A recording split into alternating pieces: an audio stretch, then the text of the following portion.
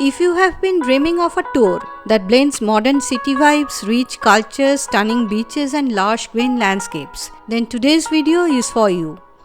Join us on our latest Malaysia and Bali tour, a combo that's been on my bucket list forever. 2 countries, 7 days, countless adventures and a ton of memories. From the iconic Petronas Towers to Bali's magical temples and sunsets, I will share everything: the sights, the history, the food, and those little travel moments you only get on the road. So sit back and let's begin this journey together. The best time to visit. Before we start, here is a quick tip. The best time to do this trip is from October to March. The weather is pleasant and you avoid the heavy monsoon in most parts. Also, if you are flying from India, you can get great fares by booking 3 to 4 months in advance. How to reach? Here we are starting from Delhi today. There are direct flights to Kuala Lumpur from Delhi, Mumbai, Chennai, Bangalore, which will take about 5 to 6 hours. And once you are in Malaysia, Bali is just a 3-hour hop away. The tour plan. Day 1. We landed in Kuala Lumpur by midday. First, we checked in at our hotel in Bukit Bintang. After checking into our hotel, we headed to the Petronas Twin Towers in the KLCC district. These twin 88-story, 451.9 meter tall skyscrapers were completed in 1996 and were the world's tallest buildings from 1998 to 2004. Their facades, made of steel and glass, feature Islamic geometric motifs, which is a nod to Malaysia's Malay Muslim culture. We enjoyed walking under the towers and took photos from KLCC Park, a 50-acre green oasis at their base. The park has a 2-acre children's playground and wedding pool. In the evening, we strolled around the Surya KLCC Mall below Petronas and capped the night with views from the nearby KL Tower. Day 2. On second day morning, we took an early KTM commuter train from KL Central to Batu Caves. It is around 40-minute ride. Batu Caves is a limestone hill about 400 million years ago with a series of Hindu temples carved inside. It's dedicated to Lord Murugan and features a 43-meter golden statue of him at the base. We climbed the famous 272 colorful steps up to the main temple cave. Historically, the site became a Hindu shrine in the late 1800s when an Indian trader placed the first Murugan statue there. Today, every January or February, the Thaipusam festival draws thousands to Batu Caves. After Batu Cave, we returned to the city for the Kuala Lumpur Bird Park in the Lake Gardens. This free-flight walk-in aviary is one of the world's largest. It houses over 3,000 birds of about 200 species. We strolled through zones where pelicans, flamingos and hornbills flew overhead or perched nearby. This lush park is just 10 minutes from the downtown and felt like a peaceful jungle escape in the heart of the city. Day 3. On third day morning, we caught a morning flight from Kuala Lumpur to Bali's Denpasar airport. The flight was about 3 hours.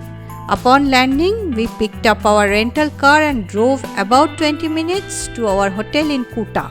The contrast from Kuala Lumpur was immediate: humidity, palm trees and bright tropical air. After settling in, we spent the evening at Kuta beach, just walking along the shore and letting the kids play in the sand. The famous Indonesian sunset over the ocean was a perfect welcome. We also tried local cuisine at a beachfront cafe.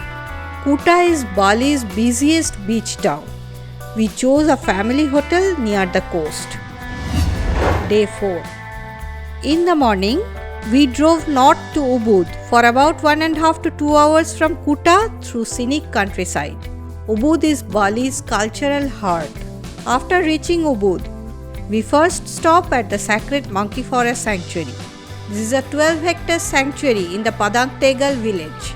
It contains 3 ancient Hindu temples and is home to around 600 long-tailed monkeys.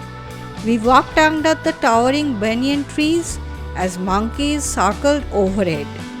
The forest is very spiritual to Balinese Hindus. One temple, Pura Dalem Agang, is a temple of death, reflecting the cycle of life. After the monkey forest, we headed to the Tegalangang rice terraces, which is 10-minute drive.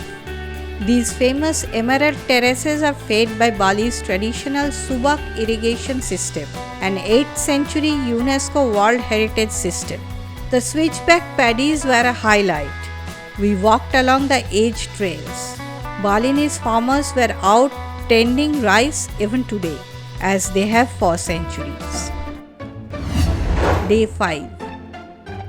On the 5th day, we first visited Titta Ampul Temple, famous for its holy spring water, where locals come to purify themselves.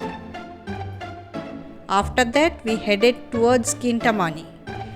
Standing there, looking at Mount Batur and its crater lake, you realize how tiny you are compared to the nature. Our day ended with luwak coffee tasting at a local plantation.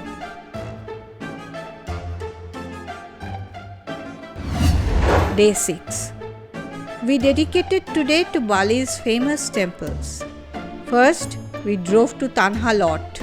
It is located at West Bali coast, which is around an hour away from Kuta.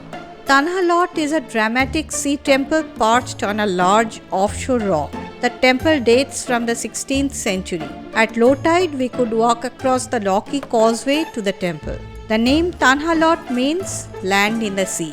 We wandered the path lined with markets, watched waves crash below, and took classic sunset photos with the temple silhouette. Legend says sea snakes guard the temple's base. Next, we headed down to Bukit Peninsula for Uluwatu Temple. This is one of Bali's 9 directional temples dedicated to Rudra. Uluwatu dates to the 11th century. A sage from Java began its construction, and another 16th century sage added shrines. Perched on a 70-meter cliff over the Indian Ocean, it offers jaw-dropping views. We climbed the steps into the sacred courtyard. We timed our visit for the evening Kekak fire dance, a rhythmic trance performance reenacting the Ramayana. Day 7. For our final morning, we went to Bali Safari and Marine Park in Guyana, about 1 hour north of Kuta. This is an open-range zoo and conservation park featuring over 1,000 animals. In the afternoon, we returned to Denpasar Airport and flew back to India. For booking links and other details, please check the description box below. And that wraps our Malaysia Bali tour. From the towering Petronas in Kuala Lumpur to Bali's golden sunsets and sacred temples, this tour was a perfect mix of city energy, cultural depth, and natural beauty. If you are planning something similar, I hope this Malaysia Bali itinerary gives you a head start and inspires your own journey. If you enjoyed traveling with me today, don't forget to like, share, and subscribe for more travel stories. Until next time, keep exploring, keep dreaming, and I will see you on the next tour. Thanks for watching it.